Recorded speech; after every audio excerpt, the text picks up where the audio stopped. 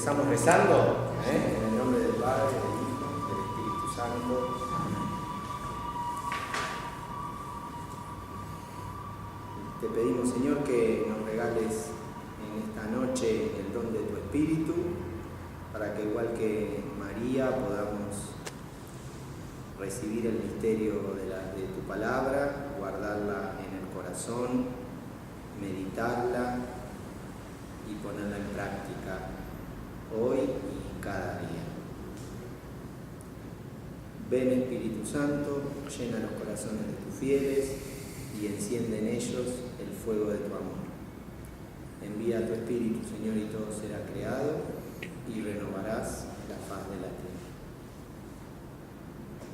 Nuestra Señora de Luján.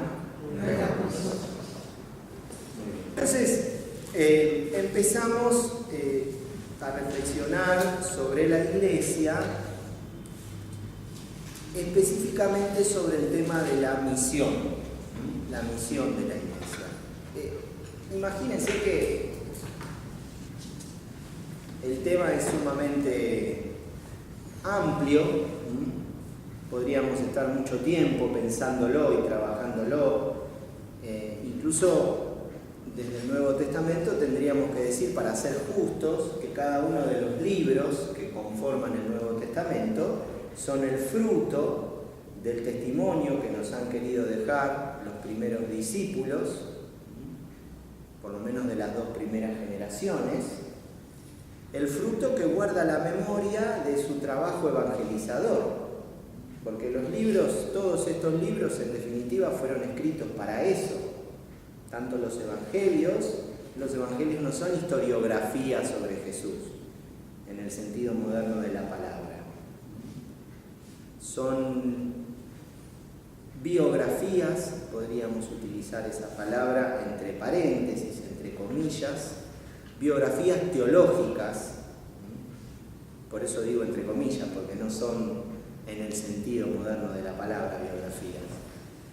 Biografías teológicas que guardan la memoria de Jesús, pero que fueron escritos, citando al mismo Evangelio de Juan, fueron escritos para que ustedes crean que Jesús es el Mesías, el Hijo de Dios, y creyendo tengan vida en su nombre, dice el mismo autor del Evangelio, ahí al final del Evangelio de Juan. Entonces ven que estos libros tienen por finalidad la evangelización, suscitar la fe en los lectores, hacernos crecer la fe y acompañar a la vez la vida de fe de la comunidad. Por eso digo que sería muy amplio, porque de cierta manera detrás de cada libro hay una historia misionera de la Iglesia. Hay, como ustedes saben, en la Iglesia primitiva diversas comunidades que son las que escriben los diversos libros. Hay diversas comunidades porque hay diversidad de discípulos. Una fue la misión de Pedro, otra fue la misión de Pablo, otra fue la misión de Santiago. Bueno, y así, ¿no? Por eso, digo, podríamos abundar en temas y en perspectivas. A mí se me ocurrió también para, de alguna forma, seguir, si se quiere, un camino más institucional, utilizando esa palabra, tratar de ver un poco cómo comenzó la misión bajo el prisma del libro de los Hechos de los Apóstoles. ¿Por qué digo el camino institucional? Porque en el libro de los Hechos, ustedes saben que el libro de los Hechos fue escrito por el evangelista Lucas. Podríamos decir que es la segunda parte, lo que toda película de Hollywood, pochoclera, siempre hubo la 2, la 3, no, bueno, Lucas escribió su evangelio y escribió una segunda parte, un Lucas 2, que la tradición llamó los Hechos de los Apóstoles. El libro de los Hechos de los Apóstoles fue escrito alrededor del año 90, 95, durante el último decenio del siglo I. Obviamente que se escribió después del Evangelio de Lucas, es una obra bastante tardía dentro de todos los libros que conforman el Nuevo Testamento, de las últimas.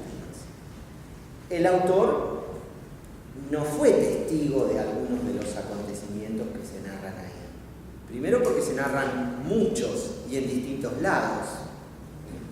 Y segundo, hasta incluso podríamos decir por su misma edad. Porque cuando muchas de todas estas cosas pasaban, días después de la muerte de Jesús, Lucas sería muy pequeño. Entonces, el autor, Lucas, se manejó para armar esta obra con tradiciones antiguas que las conocemos por medio de él. Algunas cosas aparecen en las cartas de Pablo, algunos temas y los podemos cotejar y comparar. Pero los testimonios más antiguos, los de los primeros capítulos, digamos, desde el acontecimiento de Pentecostés hasta los primeros pasos de los apóstoles y las primeras, antes de la conversión de Pablo, las primeras cosas que suceden, solo las podemos conocer y leer por medio de esta memoria que guardó Lucas de estos acontecimientos. Cuando Lucas conservó estos acontecimientos y nos los transmitió, él no lo hizo con una finalidad persiguiendo lo mismo que decía de los evangelios, por eso quise empezar por ahí, persiguiendo una finalidad historiográfica. El proyecto de Lucas, cuando escribe el libro de los Hechos, ya lo había incluso manifestado en su evangelio. Al final del evangelio, Jesús resucitado, en el capítulo 24, versículo 44 en adelante, dice así, Jesús les dijo, ¿no? Después les dijo, estas son aquellas palabras mías que les dije cuando todavía estaba con ustedes. Es necesario que se cumpla todo lo que está escrito en la ley de Moisés, en los profetas y en los salmos acerca de mí. Y entonces abrió sus inteligencias para que comprendieran las Escrituras y les dijo, así está escrito que el Cristo debía padecer y resucitar de entre los muertos al tercer día, y que se predicaría en su nombre la conversión para el perdón de los pecados a todas las naciones, empezando desde Jerusalén. Ustedes son testigos de estas cosas. Esta misma finalidad de la obra aparece repetida al comienzo del libro de los Hechos, digo repetida, parecida, ¿no? También el resucitado aparece ahí al comienzo, antes de ascender al cielo, y tiene un diálogo con los apóstoles. Entonces ellos, en cambio, habiéndose reunido, le preguntaron, Señor, ¿es ahora cuando vas a restablecer el reino de Israel? Él les contestó, no es cosa de ustedes conocer el tiempo y el momento que el Padre ha fijado con su propia autoridad. Al contrario, ustedes recibirán una fuerza cuando el Espíritu Santo venga sobre ustedes y de este modo serán mis testigos en Jerusalén, en toda Judea y Samaria y hasta los confines de la tierra. Acá está la ciudad de Jerusalén, justo donde desemboca el río Jordán, y comienza a formarse el Mar Muerto. Entonces, el texto dice que ustedes serán mis testigos en Jerusalén, en toda Judea y Samaria, que es toda la parte norte, casi llegando por debajo de Galilea, en toda Judea y Samaria, y después el texto de una forma así bastante imprecisa dice, y hasta los confines de la tierra. En el Evangelio Lucas había terminado diciendo, ustedes serán mis testigos delante de todas las naciones. Ahora es como que se precisa un poco más la dirección, ¿no? En Jerusalén, en toda Judea y Samaria, y hasta los confines de la tierra.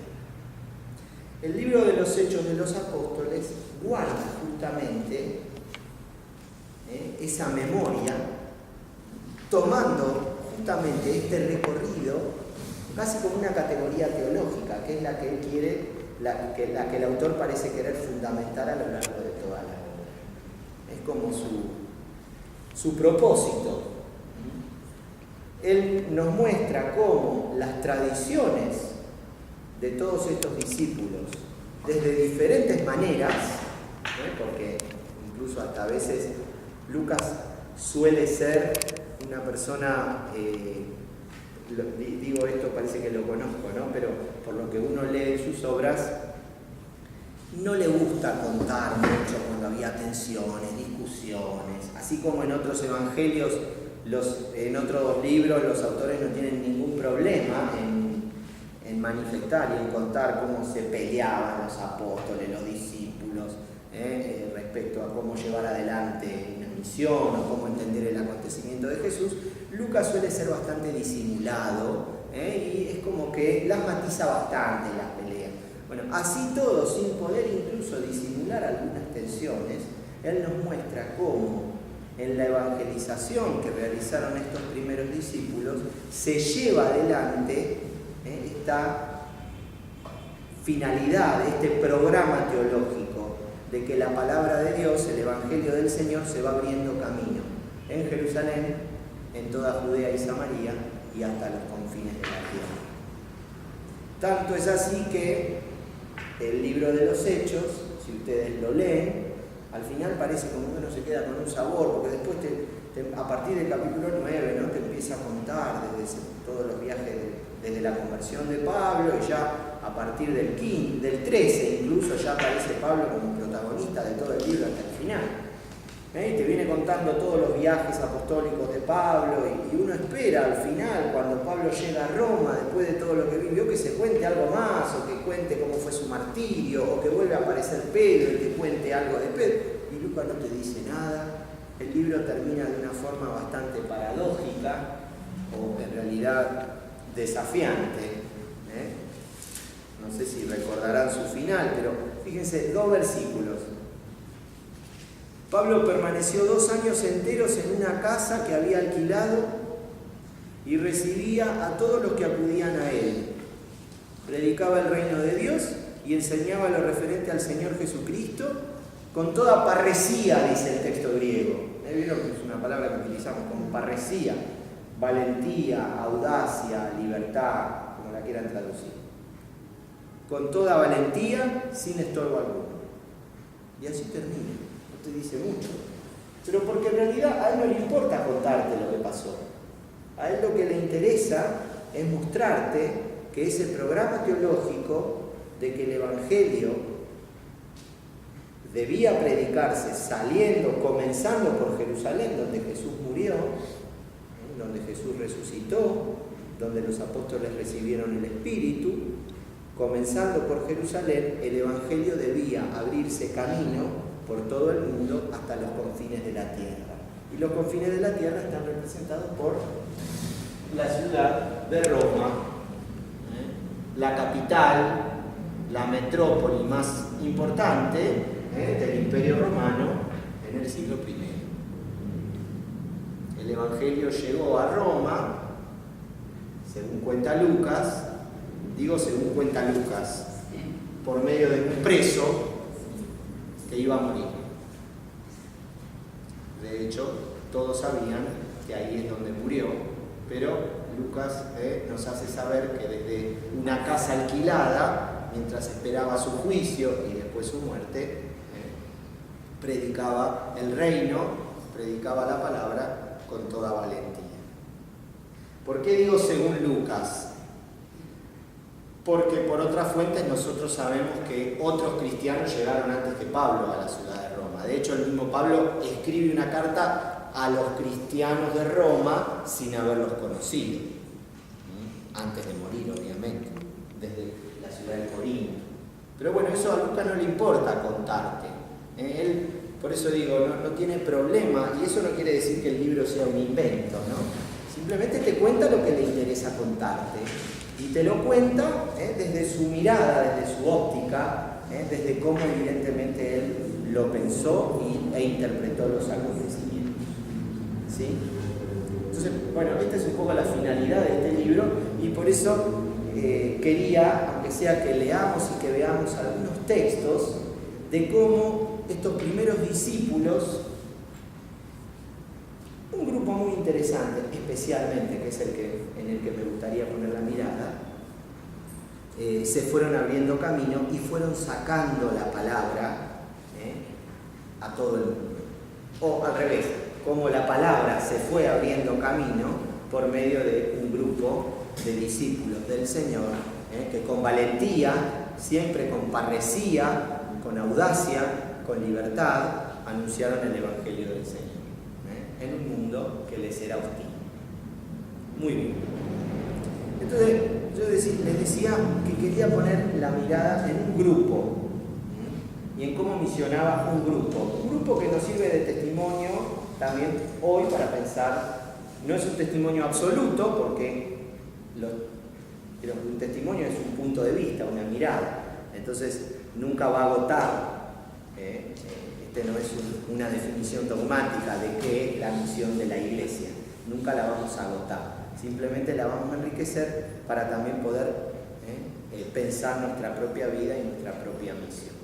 ¿Cuál es este grupo? Es el grupo de los helenistas, un grupo muy importante y bastante desconocido. Quedó como en la penumbra de la historia, porque detrás de ellos hay, miren ustedes, dos grupos muy importantes en el Nuevo Testamento. El grupo paulino, porque San Pablo, si bien se encontró con el camino a Damasco, con una revelación que el Señor le concedió, tuvo una experiencia del resucitado maravillosa, que lo arrobó, le cambió la vida, fue la iglesia, la comunidad, una pequeña comunidad en Damasco de helenistas, la que lo recibió y de quien él recibió la primera catequesis. No es que Pablo en esa revelación recibió por ciencia infusa toda su formación cristiana. Desde el bautismo que cuenta Lucas en los Hechos que le dio a Ananías, a toda la formación cristiana que debe haber, el testimonio de Jesús que debe haber recibido.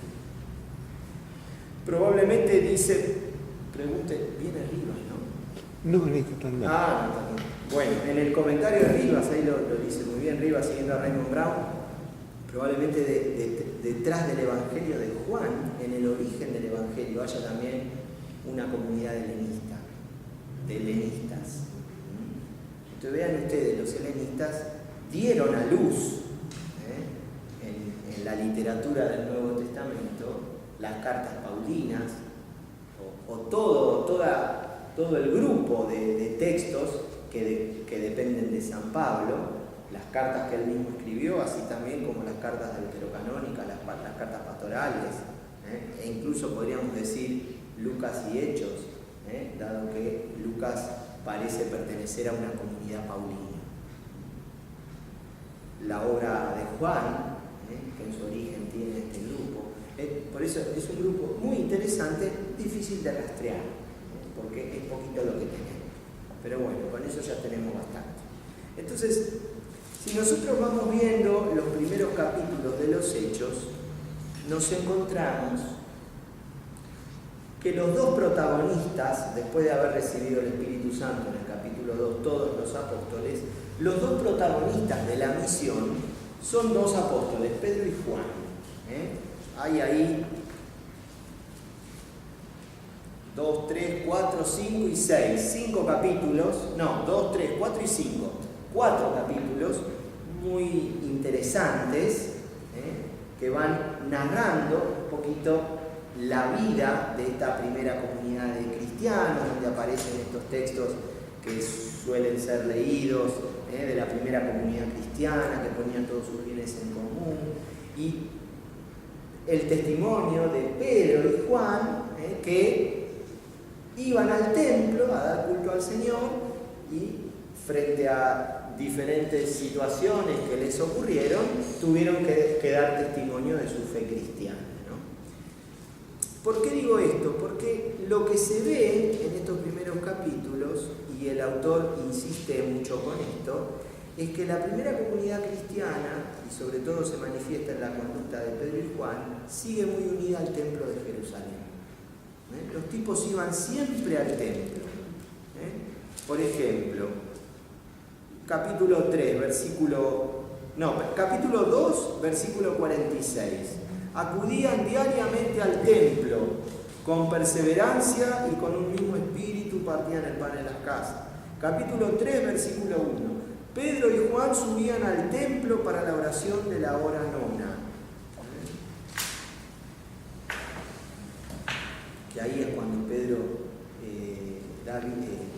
hace caminar al paralítico, da vista al ciego, no sé qué era. Era un paralítico, que cura al paralítico, y a partir de eso da un discurso y por eso lo toman preso y se arma un lío bárbaro. En el capítulo 4, versículo 1, estaban hablando al pueblo cuando se les presentaron los sacerdotes, el jefe de la guardia del templo y los saduceos indignados. ¿Ven? Pero todo ocurría en torno al templo. Todo ocurría en torno al templo. Muy bien. A partir del capítulo 6, si tienen sus Biblias, ahora sí les invito a que busquen el capítulo 6. Si no la tienen, yo leo igual. Muy bien. Acá es donde va a haber, donde se va a introducir por primera vez este grupo. Fíjense cómo.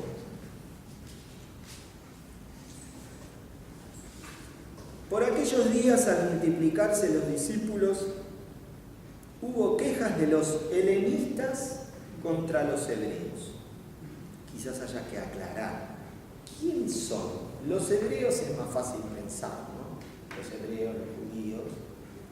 ¿Quiénes son los helenistas?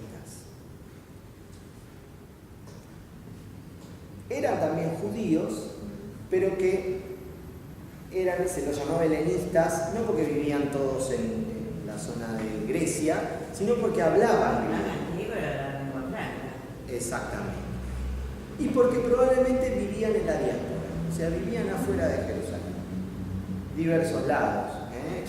Se sabe que había una comunidad muy grande en Alejandría, una de las 3 ciudades, junto con Antioquía y Roma, más importante del imperio.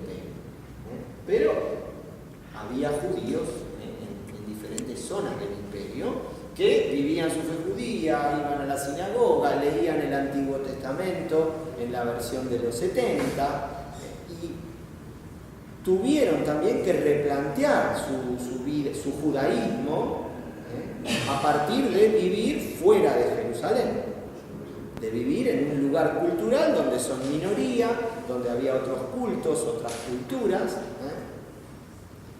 Por eso se los suele describir a los grupos judíos que vivían en la diáspora como grupos más abiertos. Su relación, desde ya que respetaban el templo, su relación con el templo era buena, iba a decir, en realidad no es ni buena ni mala. Ellos seguían vinculados al templo porque de hecho peregrinaban para las fiestas, sobre todo para la fiesta de la Pascua, pero no podían ir diariamente al templo. Si vivían en Alejandría es una cuestión obvia. Entonces, de cierta forma, empezaron a darse cuenta que su forma de relacionarse con Dios y de religarse con Él no tenía que girar todo en torno al templo, porque de hecho ya... Entonces, por eso les quise mostrar esa relación tan directa con el templo que Lucas nos cuenta en estos primeros capítulos con Pedro y Juan. Entonces vuelvo sobre esto del capítulo 6. Por aquellos días, al multiplicarse los discípulos, hubo quejas de los helenistas contra los hebreos, porque sus viudas eran desatendidas en la asistencia cotidiana. Se sobreentiende acá que estos dos grupos de hebreos y helenistas eran judíos que se habían hecho cristianos. Obvio. Seguían manteniendo sus rasgos culturales y religiosos de judíos, pero habían reconocido a Jesús como su Mesías, como su Salvador. Y por eso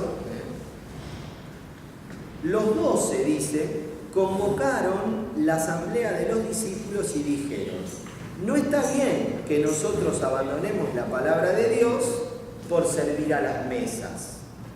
Por lo tanto, hermanos, busquen entre ustedes a 7 hombres de buena fama, llenos de espíritu y de saber, y los pondremos al frente de esa tarea, mientras que nosotros nos dedicaremos a la oración y al ministerio de la palabra. La propuesta les pareció bien a toda la asamblea y eligieron a Esteban, hombre lleno de fe y de Espíritu Santo, a Felipe, a Prócoro, a Nicanor, a Timón, a Pármenas y a Nicolás, prosélito antioqueño. Los presentaron a los apóstoles y, habiendo hecho oración, les impusieron las manos.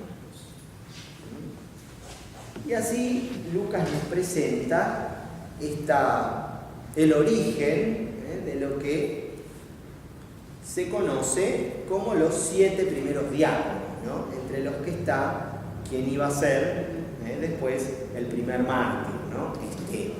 Bueno,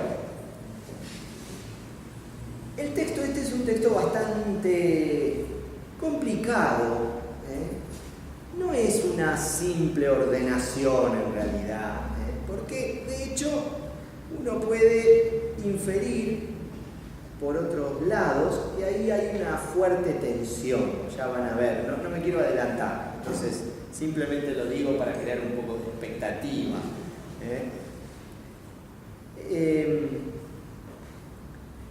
Hay una tensión que es evidente en el texto, que es esto de que las viudas de los helenistas eran desatendidas y atendían más a las viudas de los hebreos.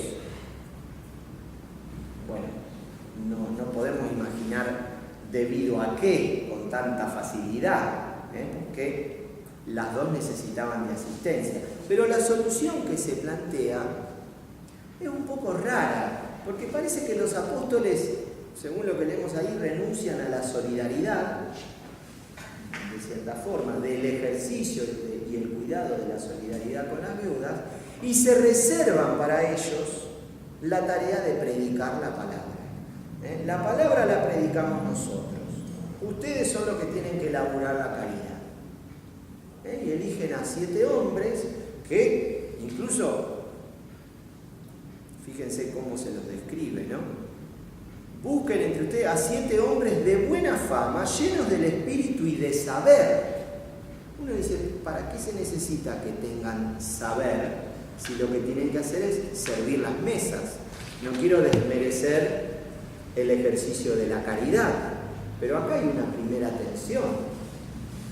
Yo preferiría que digan, busquen hombres que sean compasivos, que sean serviciales,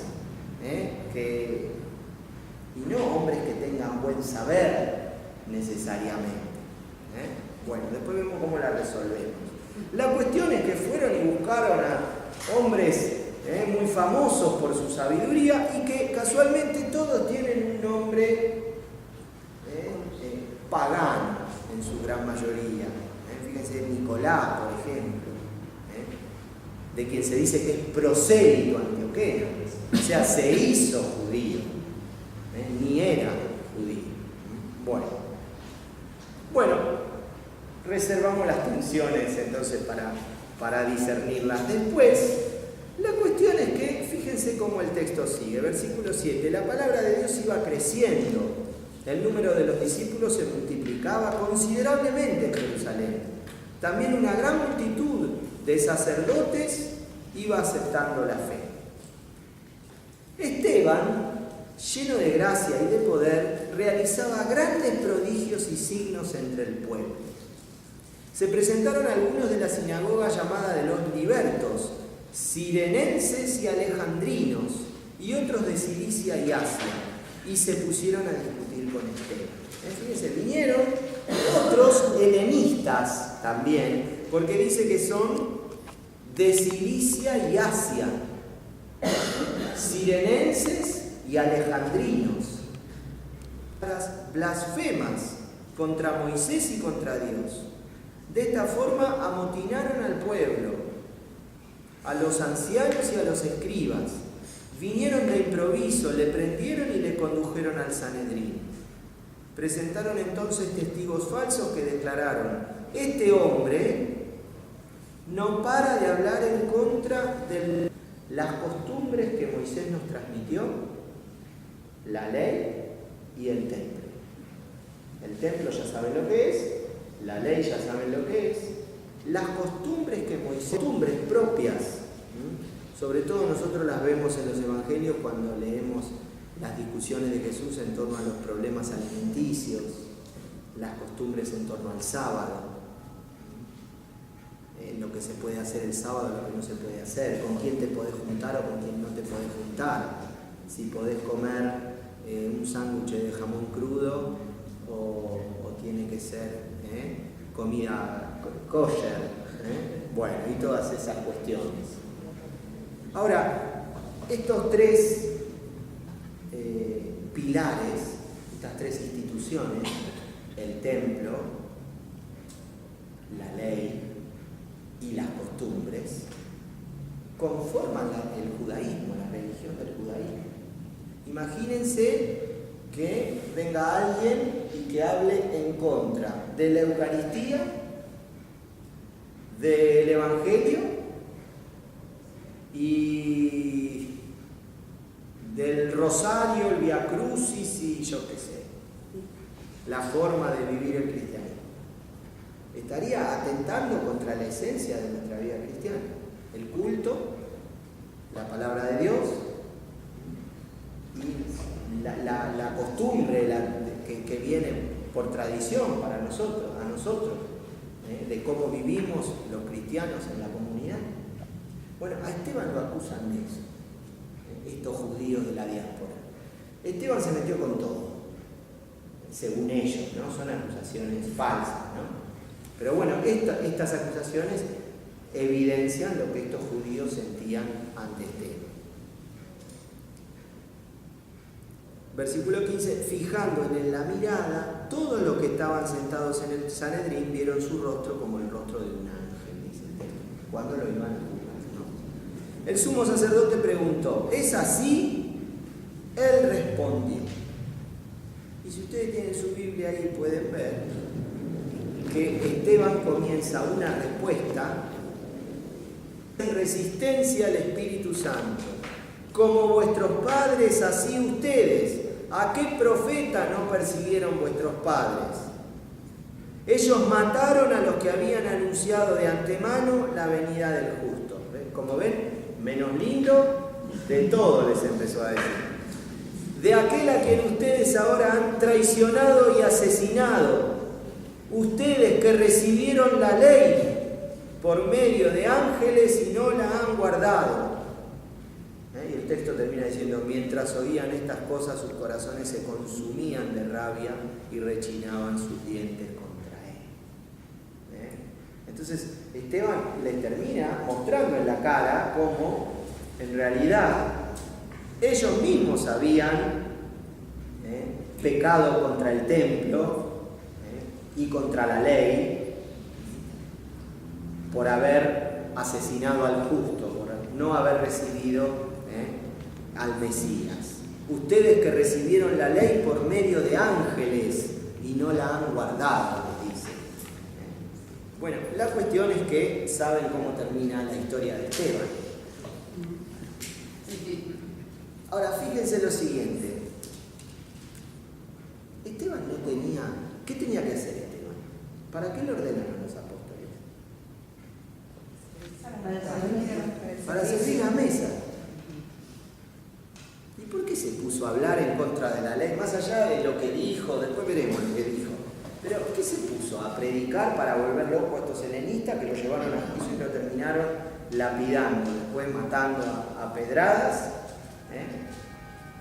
No tenía que ocuparse de las mesas. Si hubiese hecho lo que los apóstoles le confiaron, probablemente no hubiese muerto. Evidentemente Esteban abrió la boca, abrió la bocota, porque todos estos estaban todos enojadísimos contra Esteban. Y no solo ellos, sino que el Sanedrín terminó recontra enojado después de todo lo que les dijo.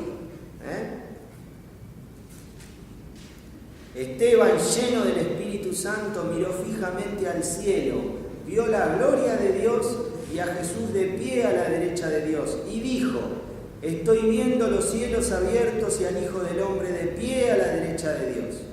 Entonces, gritando fuertemente, se taparon sus oídos y todos a una se abalanzaron sobre él.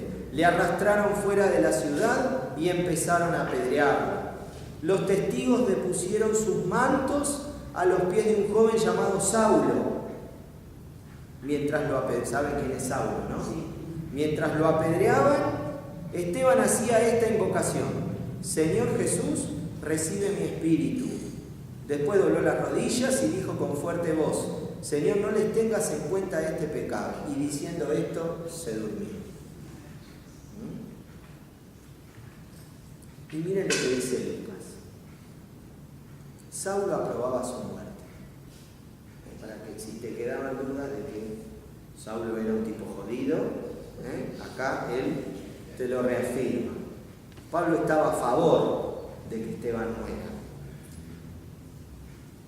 Y dice después: aquel día se desató una gran persecución contra la iglesia de Jerusalén. Todos se dispersaron por las regiones de Judea y Samaria. Se desató resistencia al Espíritu Santo. Como vuestros padres, así ustedes. ¿A qué profeta no persiguieron vuestros padres? Ellos mataron a los que habían anunciado de antemano la venida del justo. ¿Ven? Como ven, menos lindo, de todo les empezó a decir. De aquel a quien ustedes ahora han traicionado y asesinado. Ustedes que recibieron la ley por medio de ángeles y no la han guardado. Y el texto termina diciendo: mientras oían estas cosas, sus corazones se consumían de rabia y rechinaban sus dientes contra él. Entonces Esteban le termina mostrando en la cara cómo en realidad ellos mismos habían pecado contra el templo y contra la ley por haber asesinado al justo, por no haber recibido al Mesías. Ustedes que recibieron la ley por medio de ángeles y no la han guardado, dice. Bueno, la cuestión es que saben cómo termina la historia de Esteban. Ahora, fíjense lo siguiente. Esteban no tenía... ¿Qué tenía que hacer Esteban? ¿Para qué le ordenaron los apóstoles? Para servir la mesa. ¿Y por qué se puso a hablar en contra de la ley? Más allá de lo que dijo, después veremos lo que dijo. Pero ¿qué se puso? ¿A predicar para volver locos a estos helenistas que lo llevaron a juicio y lo terminaron lapidando, después matando a pedradas? No tenía que ocuparse de las mesas. Si hubiese hecho lo que los apóstoles le confiaron, probablemente no hubiese muerto. Evidentemente Esteban abrió la boca, abrió la bocota, porque todos estos estaban todos enojadísimos contra Esteban. Y no solo ellos, sino que el Sanedrín terminó recontra enojado después de todo lo que les dijo. Esteban, lleno del Espíritu Santo, miró fijamente al cielo, vio la gloria de Dios y a Jesús de pie a la derecha de Dios, y dijo: estoy viendo los cielos abiertos y al Hijo del Hombre de pie a la derecha de Dios. Entonces, gritando fuertemente, se taparon sus oídos y todos a una se abalanzaron sobre él. Le arrastraron fuera de la ciudad y empezaron a apedrearlo. Los testigos depusieron sus mantos a los pies de un joven llamado Saulo. Mientras lo apedreaban, ¿saben quién es Saulo, no? Sí. Mientras lo apedreaban, Esteban hacía esta invocación: Señor Jesús, recibe mi espíritu.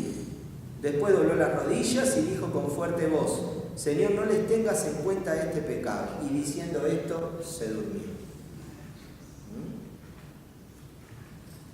Y miren lo que dice Lucas.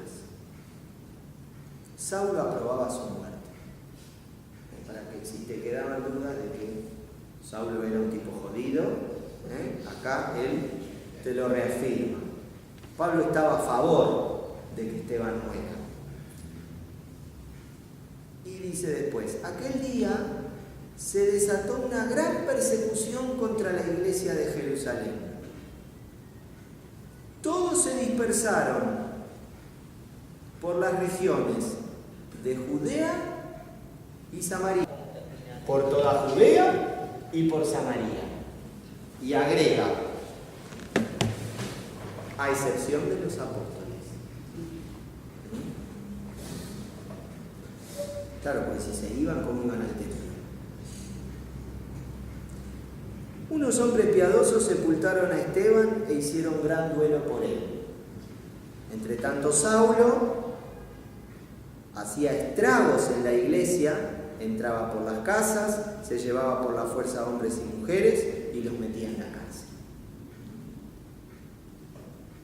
Después de este breve sumario, donde se te cuenta, después de la muerte de Esteban, el fruto que se cosecha, una gran persecución para la iglesia, y la catástrofe de que todos los discípulos, a excepción de los apóstoles, tengan que irse de Jerusalén, lo cual uno se cuestiona también. Supuestamente los más conocidos por el pueblo tenían que ser los apóstoles. ¿Por qué se tienen que ir los que son más desconocidos?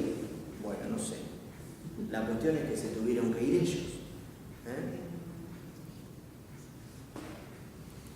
Versículo 4. Los que se habían dispersado fueron por todas partes anunciando la buena nueva de la palabra.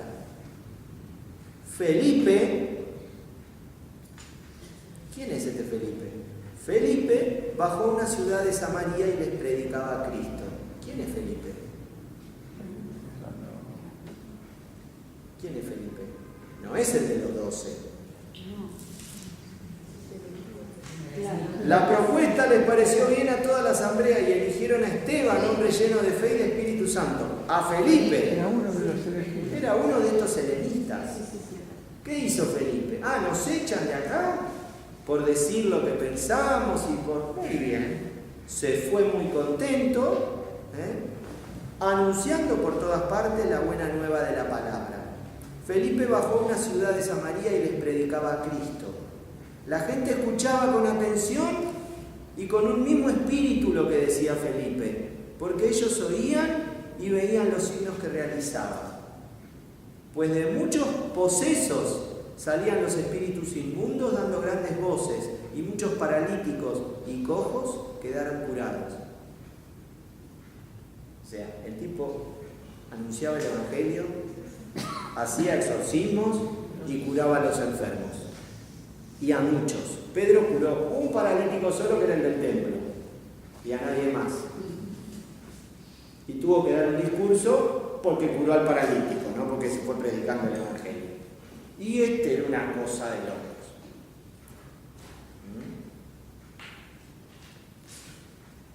¿Conocen el texto ese tan lindo del eunuco de Candace?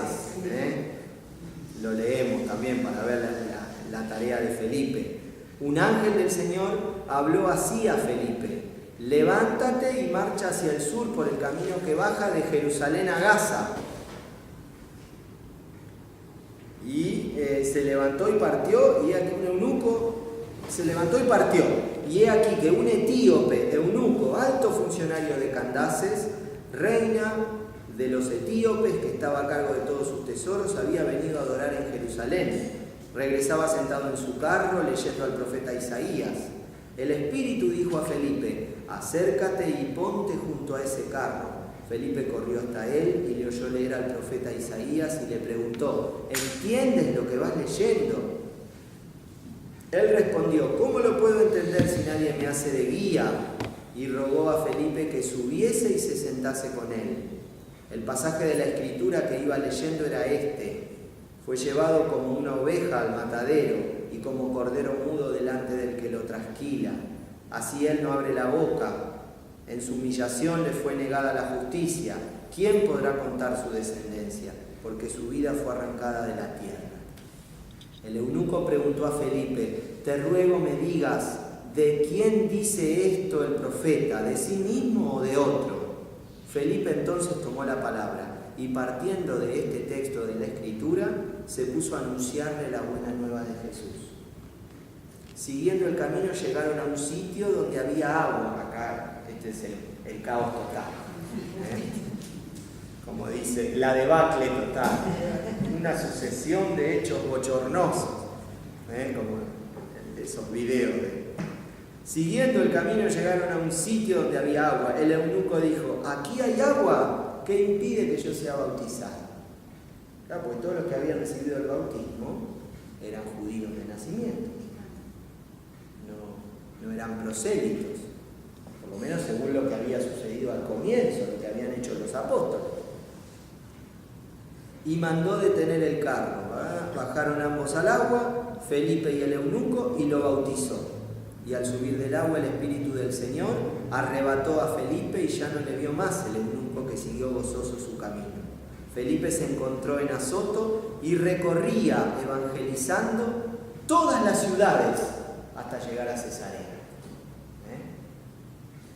A Cesarea. Entonces, fíjense ustedes qué interesante esto. Me parece que son varias las conclusiones que podemos sacar de estos acontecimientos. La primera, que me parece que es la más evidente y la más interesante, ¿no? En el tiempo de crisis, en una persecución, donde parece que se vino la noche, ¿no? Que todo se hace oscuro, todo es dramático, incluso hasta un hermano tiene que pagar con su propia sangre, con su propia vida, dando testimonio de Jesús, se termina pariendo un futuro mejor, una vida nueva, una comunidad que crece, que se expande, ¿no? Han oído seguramente muchas veces esa famosa frase de Tertuliano, sangre de mártires, semilla de cristianos. Bueno, quienes llevan adelante esta primera misión, quienes se animan a sacar la buena noticia afuera de Jerusalén, no es justamente la iglesia más institucional, no son los apóstoles, no fueron los testigos directos de Jesús, no son los obispos, si quieren, utilizando un lenguaje de hoy. Los protagonistas de la evangelización son personajes más desconocidos, personajes prácticamente anónimos, que con valentía sacaron el evangelio de Jerusalén y lo empezaron a anunciar y empezaron a gestar una vida nueva. Eso es lo que Lucas nos quiere transmitir. Los apóstoles fueron mucho más timoratos, seguían yendo al templo. Pedro, recién en el capítulo 10, después en su casa, antes de dormir, hoy léanlo, es un texto bellísimo, se anima a ir a la casa de un pagano a comer porque no quería ir. ¿Se acuerdan cuando va a la casa de Cornelio? Primero está en la casa y no, que este me va a dar de comer salchichas, jamón, y yo no puedo ir a comer todo eso. Entonces baja un ángel, le da una visión que baja una bandeja llena, un mantel lleno de morcilla, chorizo, chinchulín, todas las cosas que no podía comer, y Pedro mata y come, dejate de jorobar. Mata y come, Pedro, anda. Entonces Pedro se animó a ir a comer a la casa del pagano.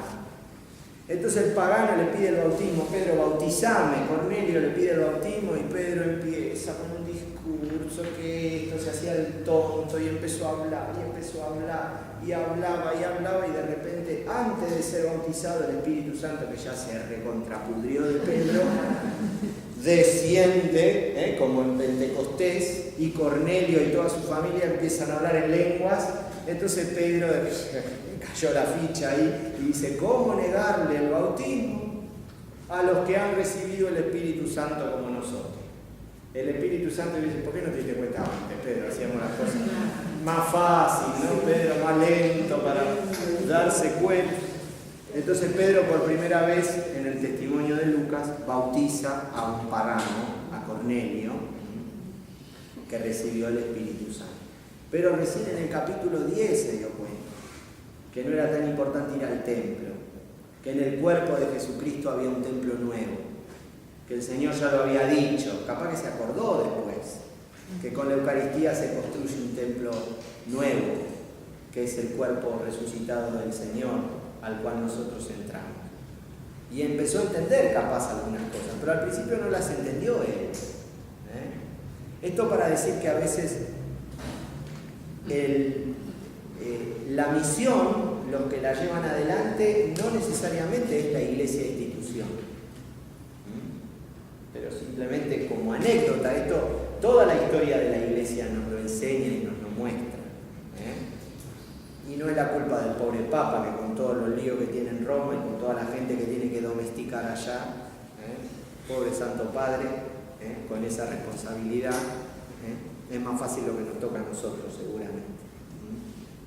Perdón, sí, claro. Puede ser.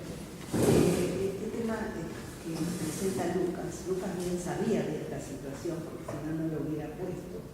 A ver, quiere decir que había dos corrientes, no sé si decir dos corrientes, pero dos historias paralelas en esos primeros tiempos, porque las está marcando.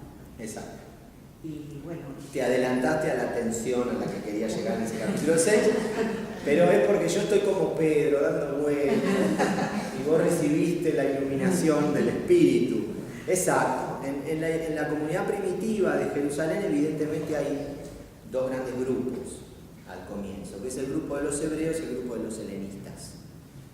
Este grupo de los helenistas, así como el grupo de los hebreos de Jerusalén tenía por líderes a los 12, al grupo que llaman los 12, que eran los apóstoles que habían seguido a Jesús en su vida pública, dicen hoy la mayoría de los estudiosos del tema que probablemente este grupo de los helenistas era representado al comienzo por 7 líderes, que eran estos 7 diáconos. Diácono es servidor, en realidad es una palabra que perfectamente... Y que el testimonio de ellos son estas memorias que se guardan de Esteban y de Felipe que predicaban la palabra. Después Lucas, por una cuestión teológica, él quiere contar una única historia lineal, no le interesa contar varias historias, es como que subordina a unos a otros, pero probablemente en el origen eran dos grupos autónomos. Tendrían relación, tendrían diálogo, pero se manejaban con independencia.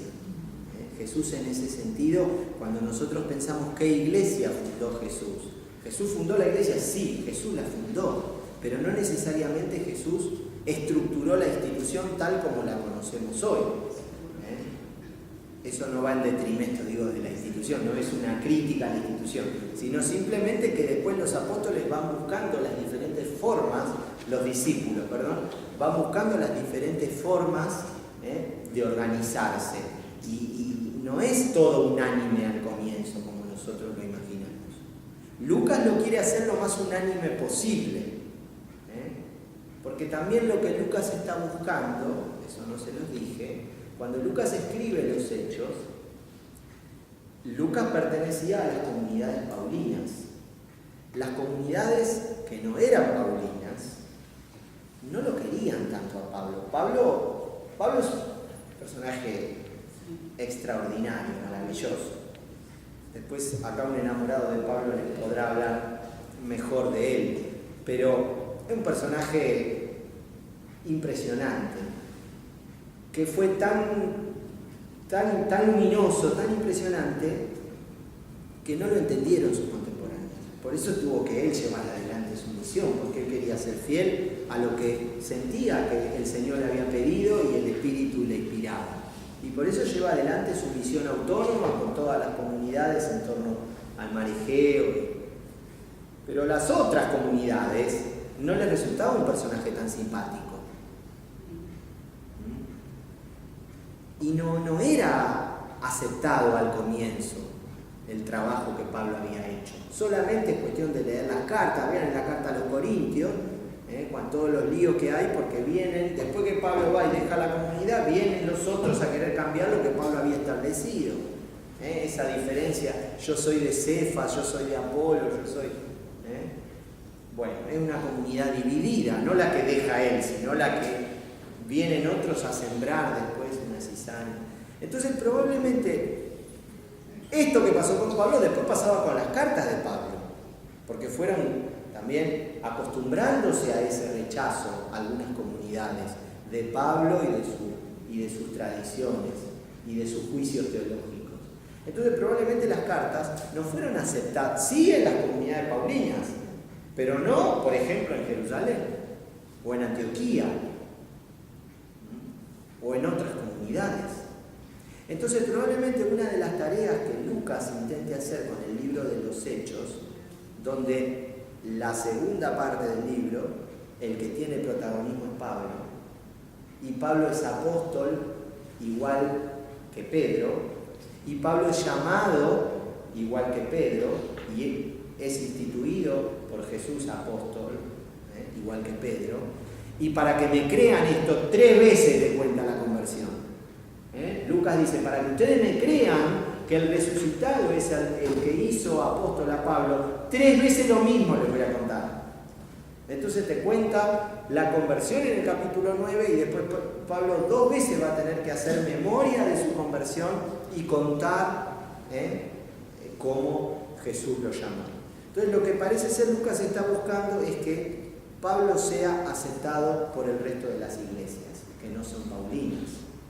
Entonces tiene que matizar un poquito la rebeldía de Pablo y acomodar algunas cosas. Y por eso va a poner a los apóstoles primero en el tiempo cronológico. Eso no quiere decir que cambie las fuentes y que sea infiel. Probablemente ese texto del capítulo 6 que leímos haya sido una elaboración de Lucas. No me quiero meter en el tema de su historicidad, sería muy complejo, ¿no? Tampoco podemos, al decir inventado, parece como que no ocurrió. Quizás hubo algún tipo de tensiones al respecto, pero es como que se filtra después el testimonio verdadero de quiénes eran los helenistas. Y no es que los helenistas eran desobedientes, es que los helenistas hacían su propio camino y predicaban la palabra con absoluta libertad.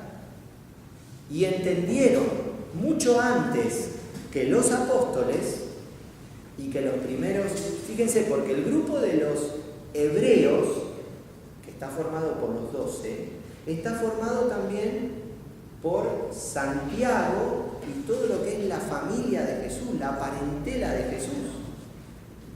El Santiago que queda en Jerusalén no es el apóstol Santiago, el hermano de Juan, que Marcos llama los Boanerges, los hijos del trueno. Ese Santiago muere mártir en el capítulo 12 acá. El otro Santiago que queda es el que los evangelios llaman el hermano del Señor, el primo de Jesús. Él es el primer obispo de Jerusalén. Y toda la familia de Jesús, todo el grupo de familiares de Jesús, pertenecían a la iglesia de Jerusalén. Entonces, es como que son los que más lo conocieron a Jesús. Acá están sus apóstoles y sus familiares, pero no necesariamente son los que primero entendieron lo que había que hacer. Esto es muy interesante, ¿no? Yo hace 75 años que estoy en la iglesia, me bauticé, me confirmé, tomé la primera comunión, me casé por iglesia, mandé a mis hijos al colegio católico, a los sacramentos, toda la vida de la acción católica, y no necesariamente por eso me las sepa todas y entienda absolutamente lo que hay que hacer. Interesante, ¿no? Porque nos da vuelta un poco a la perspectiva. Nos hace crecer también en una buena humildad necesaria para la evangelización. Entonces, estos serían los helenistas, este grupo. Hay un texto muy interesante también en el Evangelio de Juan, fíjense. Por eso les decía que este grupo también tiene que estar en el origen de lo que después fue la comunidad jovánica. En el capítulo 12, versículo, fíjense, a partir del 12. a partir del versículo 12, Juan empieza a narrar la entrada de el domingo de Ramos, la entrada de Jesús en Jerusalén. ¿Ves? Hosana, bendito el que viene en nombre del Señor, el Rey de Israel. ¿Sí? Jesús entra con el burro, va toda la gente. Versículo 18, por eso también salió la gente a su encuentro, porque había oído que él había realizado aquel signo. Entonces los fariseos se dijeron entre sí: ven como no adelantan nada, todo el mundo se ha ido tras él. Y miren lo que pone Juan. Había algunos griegos de los que subían a adorar en la fiesta de la Pascua. Subían a Jerusalén, se sube, ¿no? Porque es una montaña. Subían a la fiesta de la Pascua los griegos. Subían a adorar a Yahvé, ¿no? Estos se dirigieron a Felipe, el de Betsaida. Betsaida, miren dónde queda Betsaida. Fuera de Galilea, territorio pagano, del otro lado del mar de Galilea. Acá, una comunidad bien lejana. Y le rogaron: Señor, queremos ver a Jesús. Es hermoso el pedido. Mira si viene alguien y te dice: quiero ver a Jesús, así con ese entusiasmo. Felipe fue a decírselo a Andrés. Andrés y Felipe fueron a decírselo a Jesús. Jesús les respondió: ha llegado la hora de que sea glorificado el Hijo del Hombre. En verdad les digo, si el grano de trigo no cae en tierra y muere, queda solo, pero si muere da mucho fruto. El que ama su vida la pierde, y el que odia su vida en este mundo la guarda para una vida eterna.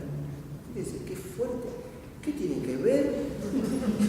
Jesús quiere verte y vos empezás a hablar de que llegó la hora, de que el grano de trigo cae en tierra y muere, o sea, de que te vas a morir, de que si te quiero servir te tengo que seguir y que no sé qué, que no me puedo guardar la vida. ¿Qué te pasó? ¿Qué te agarró? Evidentemente fue para Jesús, por lo menos tal como lo cuenta Juan, una experiencia sumamente fuerte que hayan venido paganos a pedir verlo. Para él es el signo, el discernimiento de que llegó la hora de pasar de este mundo al Padre. Llegó la hora de que sea glorificado el Hijo del Hombre. El Hijo del Hombre es glorificado en el Evangelio de Juan cuando es levantado sobre la tierra. ¿Y por qué es glorificado? Porque atrae a todos hacia Él. ¿Se acuerdan de ese texto? Cuando yo sea levantado sobre la tierra, atraeré a todos hacia mí. Por eso Jesús dice, claro, llegó la hora, porque los estoy atrayendo a mí. Están viniendo atraídos a mí los que están lejos, que son los paganos. Esa es la hora para Jesús. Bueno, en este grupo están los griegos. Es como el testimonio, ¿no?, de que quedó en el recuerdo de algunos helenistas, probablemente, esta respuesta de Jesús, que era para ellos casi el mito fundacional de su grupo,